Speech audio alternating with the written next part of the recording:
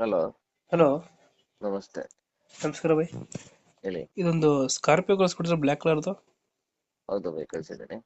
ಎಷ್ಟು ಮಾಡಲ್ ಇದು? 2006. 2006 ಮಾಡಲ್ ಇದು. ಹ್ಮ್. ಓನರ್ ಎಷ್ಟಾಗಿದ್ದಾರೆ ಬೈ ಇದು ಗಾಡಿ? 4. ಡಾಕ್ಯುಮೆಂಟ್ಸ್ ಎಲ್ಲ ರನ್ನಿಂಗ್ ಇದೆಯಾ? Labs, FC insurance labs. Labs ಐತೆ.